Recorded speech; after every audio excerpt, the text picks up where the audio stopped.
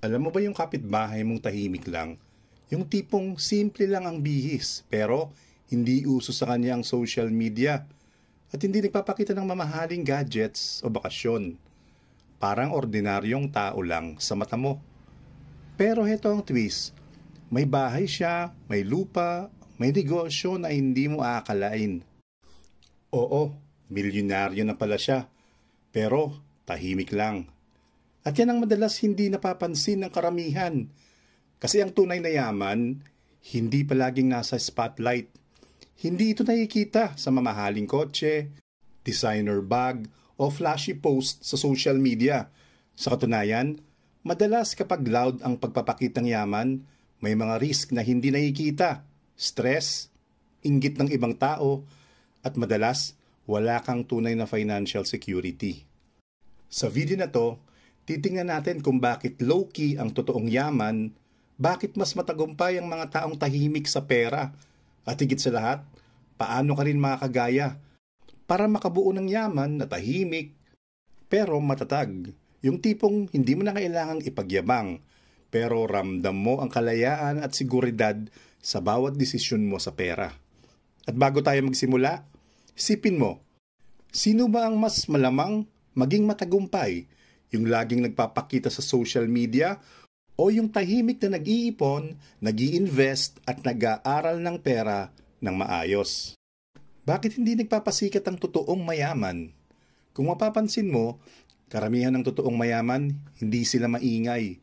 Tahimik lang sila. Hindi sila yung tipong lahat ng kilos, lahat ng bili, nakapost sa social media. Bakit kaya? Simple lang. Kasi alam nila na ang tunay na yaman mas ligtas kapag tahimik. Una, safety. Kapag alam ng lahat na marami kang pera, mas maraming mata ang nakatingin sa'yo. At hindi lahat ng mata, mabuti ang intensyon. May mga taong gagamitin ka, o mas masama, may mga taong gusto kang saktan para makuha ang meron ka. Pangalawa, focus. Imbis na inuubos nila ang oras at lakas kakaisip kung paano mag-flex ng branded na gamit o luxury trips, inuubos nila ang energy nila sa pagpapalago ng negosyo, investments at skills. Alam nila na ang oras ang pinakamahalagang asset. At pangatlo, security ng mindset. Para sa kanila, ang pera ay hindi pang display. Hindi ito trophy para ipagyabang. Ang pera ay tool, isang instrumento para makamit ang freedom at stability para sa kanila at sa kanilang pamilya. Isipin mo, sino ba talaga ang mas malayo ang mararating? Yung maingay sa social media, pero baon naman sa utang? O yung tahimik lang, pero buwan-buwan, tahimik ding lumalaki ang assets at passive income niya? Ang sekreto ng mga low-key millionaires. Narinig mo na ba ang kasabihan na ang tunay na mayaman, tahimik lang? Totoo yan. Karamihan sa mga low-key millionaires, hindi mo mapapansin. Walang mamahaling kotse na nakapark sa harap ng bahay nila. Walang designer bags na ipinagmamalaki sa social media. Pero sa likod ng katahimikan nila, may mga habits silang paulit-ulit na ginagawa na unti-unting nagbubuo ng yaman. Unang sikreto, ipon muna bago gastos.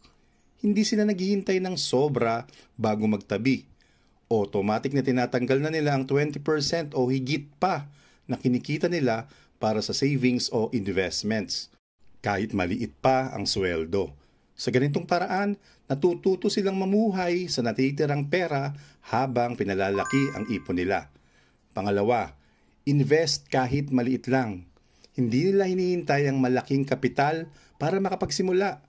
Alam nila na ang maliit, kapag consistent, pwedeng maging malaki sa paglipas ng panahon.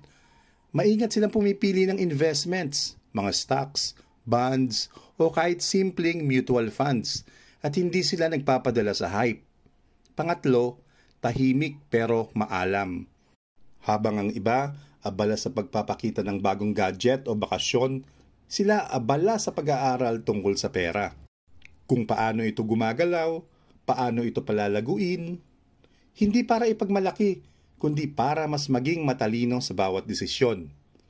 At ang pinakasikreto, Hindi sila nagpapadala sa pressure ng social media. Alam nila na ang tunay na yaman hindi nakikita sa flexing, kundi sa peace of mind at security na dala ng tamang financial habits. Kung gusto mong tahimik pero tuloy-tuloy ang pagyaman, baka panahon na para gayahin mo ang simpleng diskarte ng mga low-key millionaires na to. Paano ka makakagaya? Ngayon, paano mo gagayahin ng mga low-key millionaires? Simple lang. Simulan mo sa 3 bagay na pwedeng magbago ng financial life mo. Una, baguhin ang mindset mo. Tigilan mo na yung pagtingin sa pera bilang sukatan ng status. Hindi mo kailangan ipakita sa lahat na may pera ka.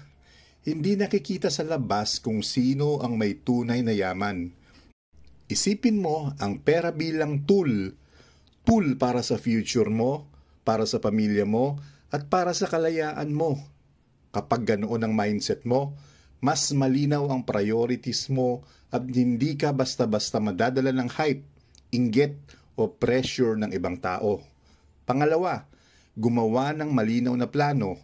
Mag-set ka ng realistic goals. Pwede itong emergency fund, pagbubukas ng maliit na negosyo, o simpleng pag-start ng investment account. Ang mahalaga, may roadmap ka sa pera mo. Kapag may plan ka, mas madali mong maiiwasan ng impulsive spending, FOMO, o pag-subscribe sa mga luho na hindi mo kailangan. Parang GPS lang sa financial journey mo. Alam mo kung saan ka pupunta at paano makakarating doon ng mas maayos. At pangatlo, maging consistent. Hindi kailangan malaki agad ang ipon mo. Kahit 500 or 1,000 pesos lang sa isang linggo, basta tuloy-tuloy. Isipin mo, sa loob ng 1 taon, malaki na yon. At kapag ininvest mo pa, doon magsisimula ang magic ng compounding. Dahan-dahan lang, pero siguradong lumalaki ang pera mo sa paglipas ng panahon.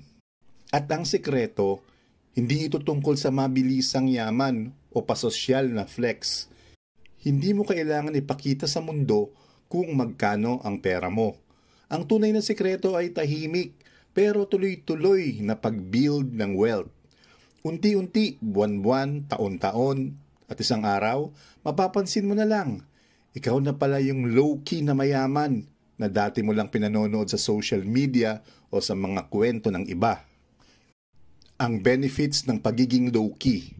Kapag pinili mong tahimik ang approach mo sa pera, hindi lang simpleng pagtitipid ang nakukuha mo. Napakaraming malalalim na benepisyo nito na pwedeng magbago ng buhay mo. Unahin natin ang stress-free na buhay. Kapag hindi mo kailangang patunayan ng kahit ano sa kahit sino, gumagaan ang mundo mo.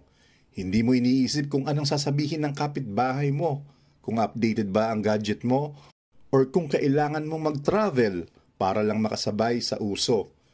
Tahimik lang, steady lang, at ang kapalit, mas payapang isip at mas malinaw na direksyon kung paano mo gustong paluguin ang pera mo.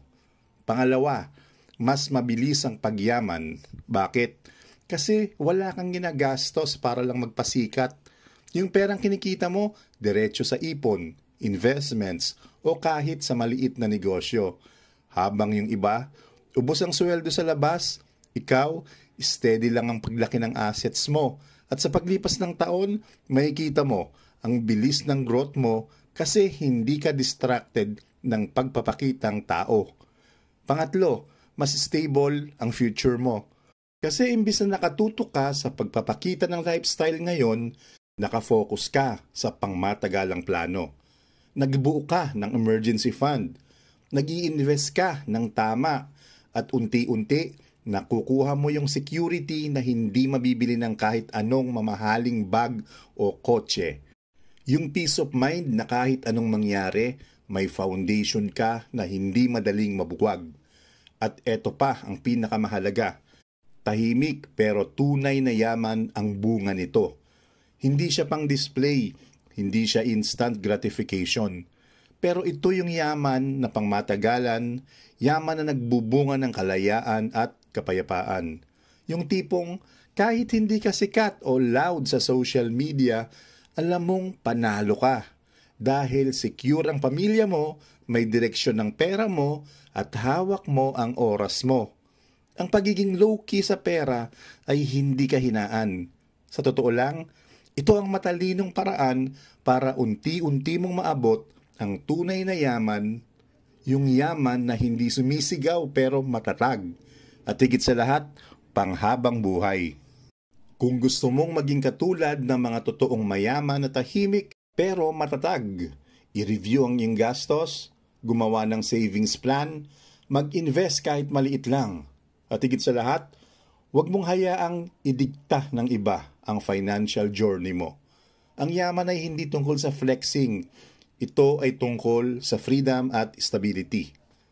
Ang totoong sekreto ng payaman ay hindi yung laki ng kinikita nila, kundi yung disiplina nila sa paggamit ng pera.